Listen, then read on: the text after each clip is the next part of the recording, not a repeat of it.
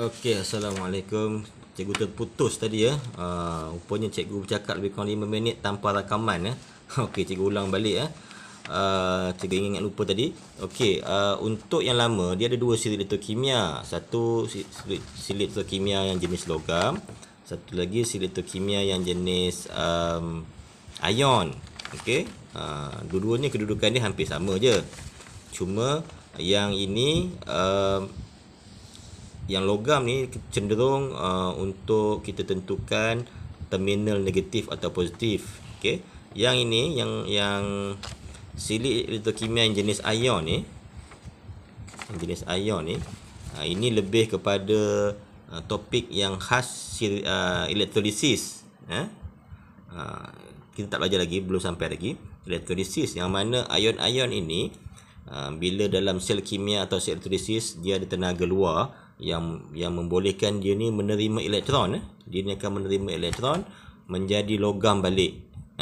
Jadi susunan ni apa maksud dia?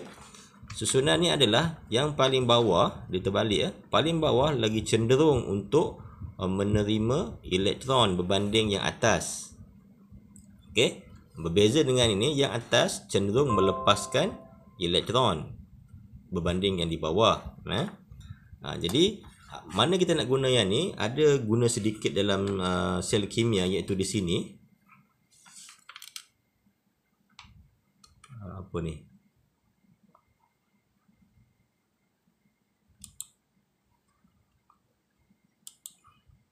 Okey. Dia siri elektrokimia yang positif ni ada digunakan pada terminal positif ni, di mana elektron tadi dikumpul dekat sini. Elektron ni berkumpul dekat mana? Dekat kuprum ni kan. Jadi bila elektron yang banyak ni, dia menarik perhatian ion-ion yang ada dalam ni. Okey. Dalam larutan ni, larutan kuprum 2 klorida, kalau larutan kuprum 2 klorida dia ada ion-ion. Pertama ion kuprum 2 dengan ion klorida. Okey, kuprum dengan klorida. Tetapi dalam masa yang sama, dia ada tambahan lagi dua ion, iaitu berpunca daripada larutan ataupun air, iaitu ion H+ dengan OH-. Jadi ion cation yang ada atau ion positif yang ada, ion kuprum 2 dengan ion hidrogen. Manakala ion negatif atau anion adalah OH- dengan Cl-. Okey, sebenarnya ringkas ceritanya adalah yang akan tertarik untuk menerima elektron ni adalah ion positif lah, ion cation ni. Okey. Ion hidroksida ni tidak terlibat. Nanti ni kita akan banyak cerita dalam sel elektrolisis nantilah. Okey, antara dua ni itulah timbul konflik siapa yang kita nak pilih untuk apa? Untuk menerima elektron ini yang dibebaskan ini. Jadi bila kita rujuk siri yang silibus yang lama, siri elektrokimia ni, bila bertembung hidrogen dengan kuprum hidrogen, kita nak pilih yang mana untuk menerima elektron, mestilah pilih yang paling bawah untuk menerima elektron. Ini siri elektrokimia, cara nak gunalah. Kalau yang jenis ion, kita mesti yang pilih paling bawah untuk konsep dia menerima elektron.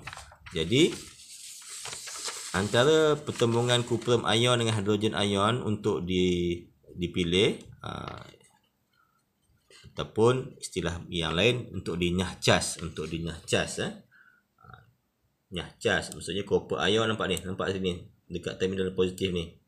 Siapa yang menerima elektron? Kuprum yang akan menerima elektron. Hidrogen walaupun ada tidak terpilih sebab kedudukan dia yang rendah dalam siri elektrokimia.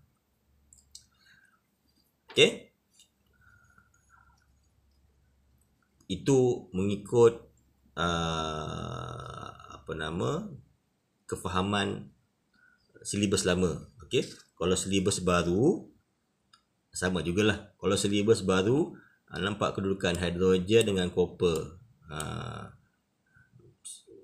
Bermaksud siapa nilai positif lebih tinggi, lagi senang dia menerima elektron. Okey, ataupun paling bawah lagi senang menerima elektron. Okey. Okey, so di terminal positif berlaku penuh proses penurunan, reduction. Sebabnya copper ion di dalam ni menerima elektron yang di derma yang ada di sini. Sedangkan kepingan kuprum ni ada berlaku apa-apa? Dia tak ada apa-apa, dia seperti transit sajalah. Okey, kita baca dia punya penerangan ringkas lagi di sini. Elektron mengalir dari terminal negatif iaitu magnesium ke terminal positif iaitu kuprum. Manakala arus elektron dengan arus kan, kalau mau belajar sekolah rendah dulu, mendengar rendah dulu, dia terbalik lah kan. Arus terbalik. Elektron negatif ke positif. Manakala arus positif ke terminal negatif. Ini pun benda baru. Dulu tak cakap pun benda ni. Okey,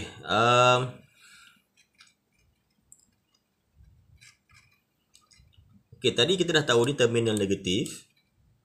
Ini terminal positif. Okey, satu lagi istilah adalah anode dan cathode.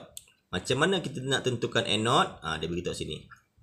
Anode ialah elektrod tempat pengoksidan berlaku. Dekat mana pengoksidan berlaku? Dekat magnesium kan? Jadi kat sini anode. Jadi untuk sel kimia, anode dan negatif di tempat yang sama. Terminal lah. Negatif terminal dengan anode tempat yang sama. Kelang kabut. Dia punya silibus ni disumbat semua sekali sini. Tak apalah.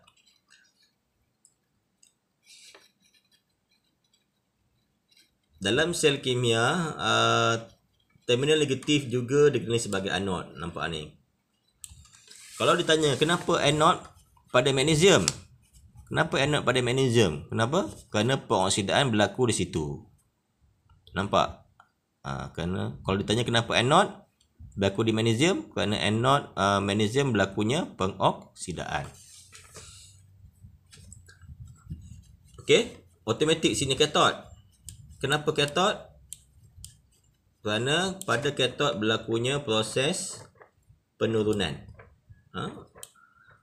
Cathode occur when reduction occurs. Reduction berlaku, penurunan berlaku situ. Okey.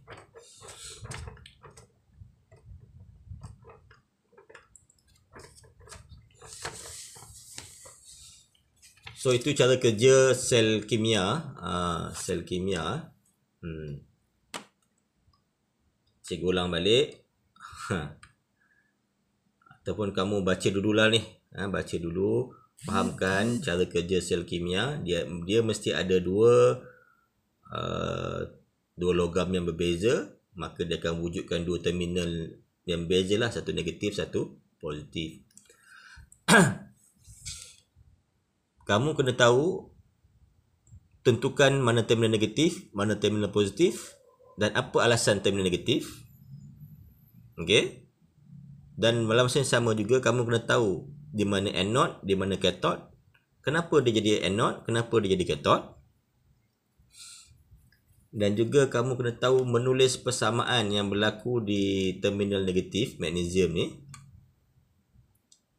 Tuliskan persamaan dia dan kamu daripada persamaan tu kamu nyatakan apakah proses dia, pengoksidaan atau penurunan. Dan cuma di terminal positif ataupun kuprum ni ada sedikit kelainan, yang mana kepingan kuprum tadi tidak terlibat. Dia hanya seolah-olah ayat cikgu seumpama macam transit saja. Tetapi larutan yang dalam ni yang terlibat menerima elektron. Okey. Larutan itu kamu kena pilih yang mana kedudukannya lebih rendah dalam siri kimia ataupun lebih rendah dalam elektrod piawai tadi tu. Yang tadi kan. Okey, so untuk